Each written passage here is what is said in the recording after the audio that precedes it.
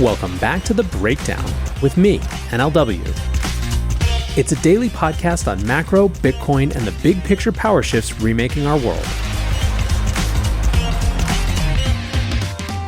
What's going on, guys? It is Thursday, May 25th, and today we have something of an unexpected and interesting update.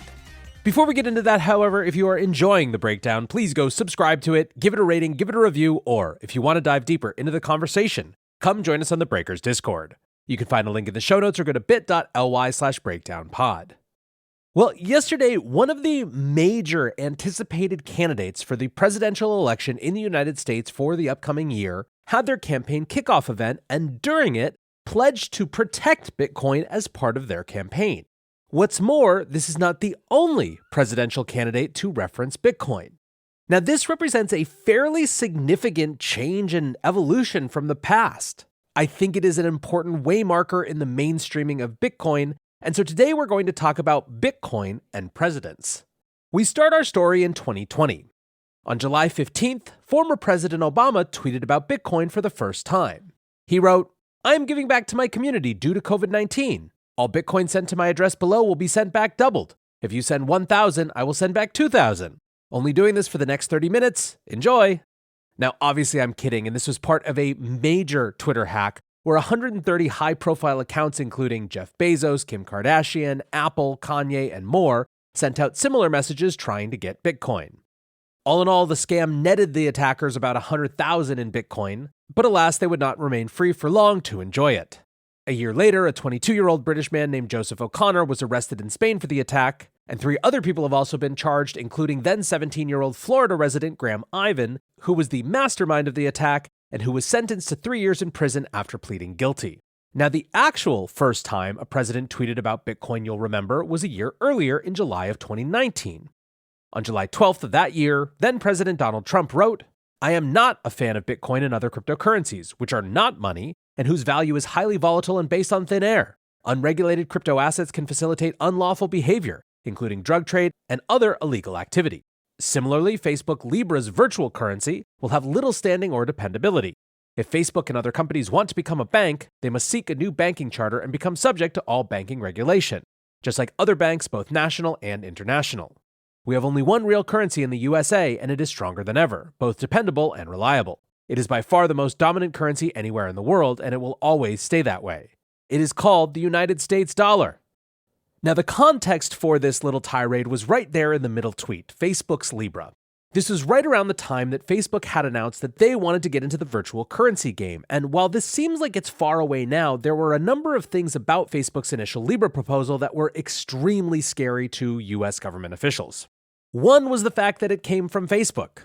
Facebook was in hot water for a number of reasons on both sides of the aisle.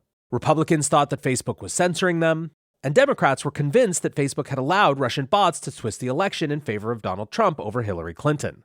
So the idea that Zuckerberg, who was at an all-time low in terms of DC's opinion of him, would waltz in and create a competitor to the US dollar was pretty much a non-starter for many, many politicians. 2 things made that even worse. One was that Facebook was not planning to center Libra in the United States. They were setting up the organization that would run the currency out of Switzerland, leading many members of Congress to ask why not here. Now, the final and biggest insult was that Libra was not a US dollar-backed stablecoin. It instead had its value pegged to a basket of currencies, of which the US dollar made up about half. In many ways, this harkened back to John Maynard Keynes' original proposal for a bancor.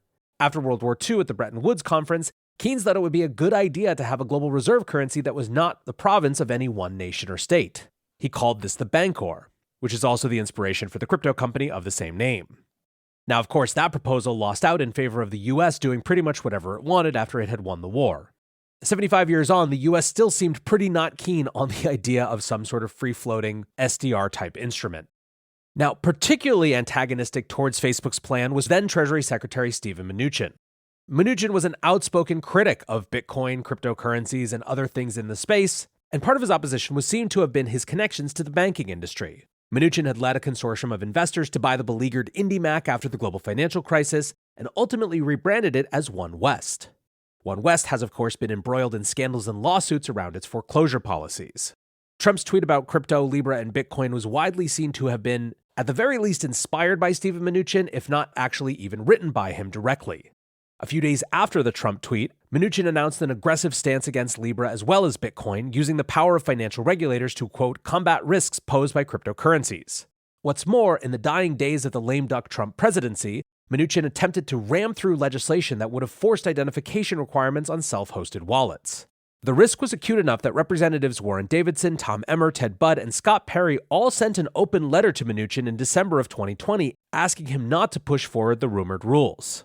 They said that the potential regulation would, quote, hinder American leadership, precluding U.S. actors from participating in the space, and, quote, undermine the Treasury Department from stopping illicit actors from exploiting the financial system. They also said that requiring exchanges to maintain this much KYC data could threaten user privacy, and Davidson went even further, saying, before Treasury issues midnight rules on the regulation of self-hosted wallets, Secretary Mnuchin should come to the people's house and speak to representatives about what his regulations would do. Overregulating self-hosted wallets will crush a nascent industry and leave the United States behind the rest of the world when it comes to harnessing the power of blockchain and cryptocurrency. Those rules ultimately did not go through. Now, that wouldn't be the end of Trump's interaction with crypto. He might not have liked Bitcoin or Libra, but he sure liked NFTs, or at least the money they could make him. Trump has now issued 2 editions of digital trading cards. Like everything he does, they were controversial. Upon the release of the first set, some pointed out that they seemed to be direct ripoffs of stock photos, but that didn't stop them from selling out. In April of this year, former President Trump wrote on his Truth Social platform, I'm pleased to inform you that due to the great success of my previously launched digital trading cards, we're doing it again. Series 2, available right now. Approximately 6 hours later, Trump said that all of his 47,000 digital trading cards had sold out, totaling $4.6 million. The floor price for those cards is currently 0.14 ETH, and the total collection volume all time on OpenSea is a little over 14,000 ETH. Next on our presidential list, let's talk Biden. The way I might sum up the feeling, especially for Democrats and progressive Bitcoiners, is continuously growing disappointment. Many were elated when Gary Gensler was tapped to be SEC chair, seeing in him an ally, or at least someone who actually understood the industry. After all, he had taught classes at MIT about crypto and Bitcoin, right? Well, we all know how that story has ended, with Gensler being the biggest antagonist in the entire administration. Then there was last year's executive order. It was widely considered a measured, moderate, and well-considered piece. It didn't have any sort of weird rulemaking, it just asked for study. It gave the appearance that while having specific concerns, the administration was open to this entire new movement. Now, obviously, that has now changed. After FTX at the end of last year and the beginning of this year, it feels as though the moderate voices in the Biden administration got out of the way of the aggressive anti-crypto wing. This has led to all of the actions and pressure that has pushed crypto out of the banking system that many have called Operation Choke Point 2.0. However, over the last few weeks, the White House has actually gotten more directly aggressive with crypto. They announced the cryptocurrency Dame tax, which would be a 30% excise tax on crypto mining, which would effectively ban the industry in the United States. And then even more, crypto has somehow found its way into the rhetoric around the debt negotiations.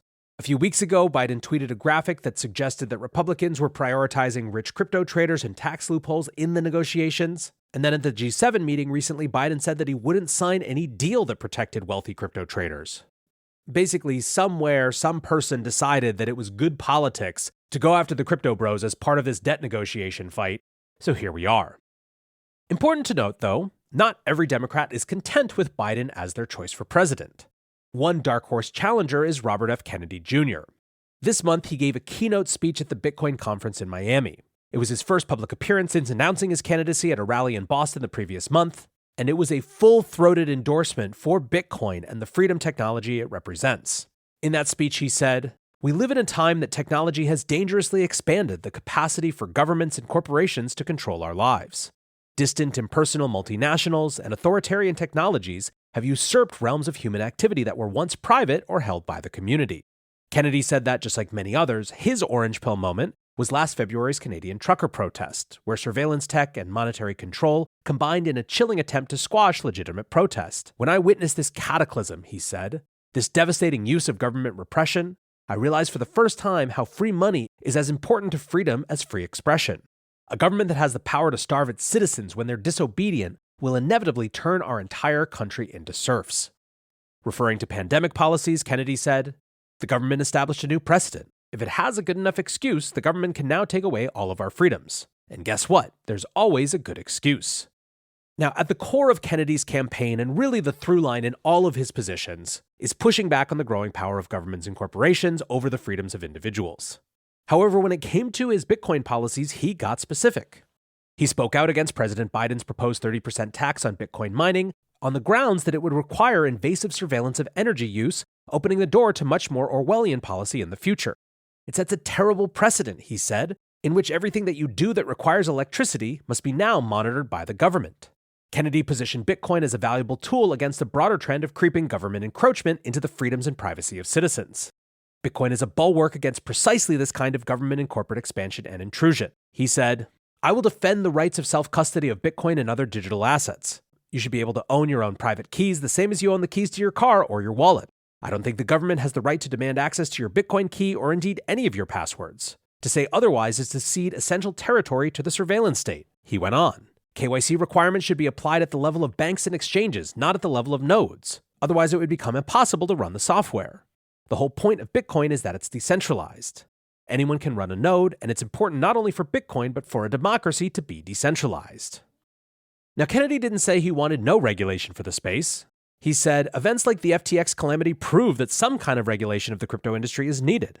My administration will consult with knowledgeable people like yourselves to establish sensible jurisdiction and governance. For starters, we must recognize that Bitcoin is not a security and should not be regulated as such. Bitcoin is in a class by itself." He concluded, "Bitcoin is both an exercise and a guarantee of those freedoms. Bitcoin is a major generator of the kind of innovation our country now needs. Bitcoin embodies two of my highest ideals, transparency and trust. Americans have come to distrust the government, including the way that it has manipulated our money supply to benefit the very rich and prosecute endless wars. Bitcoin is a neutral currency beyond the ability of government or indeed any authority to manipulate. We are now living in this age of turnkey totalitarianism, with this emerging technology which can empower totalitarian regimes. Our job is to try to build and fortify democratic institutions at the same rate as that totalitarian instruments are being expanded." Now, as powerful as these words are, Kennedy's campaign remains a dark horse. He's currently polling at around 16% in the Democratic primaries when unannounced candidates are not offered as an option. Biden is currently registering 62% in the polls. Now, the Democratic primary could be quite difficult for an upstart candidate. The Democratic Party are currently toying with the idea of not holding debates, claiming there is no serious opponent despite Kennedy polling at levels which would have qualified a candidate to appear on the debate stage in other election cycles. Traditionally, an incumbent president has typically been run unopposed by their party. However, there isn't a historical example with an 80-year-old incumbent. Still, the big news, and the news that prompted this episode, came yesterday. Florida Governor Ron DeSantis has officially launched his presidential campaign. He did so in a Twitter Spaces conversation on Wednesday night, hosted by Elon Musk and VC David Sachs. The hour-long Q&A session strained overloaded servers and was plagued by the usual Twitter Spaces issues, but was one of the more unique campaign launches in recent memory. DeSantis completely rejected mainstream media coverage to unveil his campaign directly to the people on social media. DeSantis walked through his platform, touching on all the hot-button issues for Republican voters, including immigration, public health, gender, and more. Among his positions, DeSantis spoke about the need for a digital Bill of Rights to protect freedom of speech on the internet, but most interestingly for our industry, DeSantis took a firm stance on Bitcoin and crypto in light of the ongoing regulatory crackdown. As governor of Florida, DeSantis has been dabbling, let's call it, in crypto policy over the last 2 years. The city of Miami has, of course, hosted an influx of industry builders and public figures, and in March of last year, DeSantis said he would look into allowing businesses to pay state taxes in crypto. More recently, he's hit out against the idea of central bank digital currencies, proposing a bill to ban them in his state. Wednesday's position, however, was more focused on Bitcoin than the broader crypto industry. And the message was clear. In DeSantis' view, Bitcoin usage is a line in the sand issue for the operation of a free society. He said, "You've got every right to do Bitcoin. The only reason these people in Washington don't like it is because they don't control it. They're central planners and they want to have control over society. So Bitcoin represents a threat to them, and so they're trying to regulate it out of existence. Look, could Congress enact a statute to ban things like Bitcoin under the Constitution? They may be able to do. I would oppose that. I think people should be able to do Bitcoin, but Congress has never addressed this in this fashion, and for the bureaucracy to just do it on their own and make it so that people cannot operate in that space, that's what we mean when we say we've got to return the government to the people. As president, I'll protect the ability to do things like Bitcoin. I think these are people that are sophisticated. They can make decisions. There's risks involved with it, but let them do that. I don't have an itch to have control over everything that people may be doing in this space, and I think that the current regime, clearly they have it out for Bitcoin. And if it continues for another 4 years, they'll probably end up killing it." So I argue that this is a watershed moment, and the reason that I wanted to give you so much context and history is that we're talking now 4 years after that first mention by a president of Bitcoin, where Trump was basically just using it as a cudgel to get to the point that he didn't like Facebook's Libra. Now we have easily the most significant contender to go up against Donald Trump in the Republican Party, saying that Bitcoin and things like it are major issues for him. Now, to watch mainstream media, they have written off DeSantis entirely. For a while, polls had him even with Donald Trump, but now he's polling at around 20% compared to President Trump's 54%. The reality, though, is that the election is still something like 18 months away. DeSantis is the only non-Trump candidate to register more than 5%. He's also the second youngest candidate in the field at 44 years old, compared to Trump's 76. In a country that is extremely hungry to move past the current gerontocracy, don't be surprised if DeSantis holds a little bit more appeal to people than the media is currently giving him credit for. Either way, even if his campaign ultimately goes nowhere, the fact that Bitcoin was significant enough to warrant mention in this campaign launch event is quite telling. That's it for today's breakdown. I appreciate you guys listening as always, and until tomorrow, be safe and take care of each other. Peace.